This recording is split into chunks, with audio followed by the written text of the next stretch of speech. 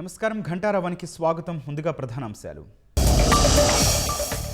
100 కోట్లతో గోదావరిలో కాలుష్య నివారణకు చర్యలు. కాతేరును వీఐపీ ఘాటుగా తయారు చేయాలని పవన్ ఆదేశం. మద్దతు ధర కోసం రోడ్డెక్కిన మహారాష్ట్ర ఉల్లి రైతులు. ముంబై ఆగ్రా హైవే దిగ్బంధంతో నిలిచిన వాహనాలు.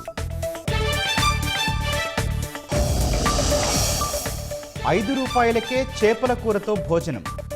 400 క్యాంటీన్లలో ఏర్పాటుకు బంగాల్ ప్రభుత్వం నిర్ణయం.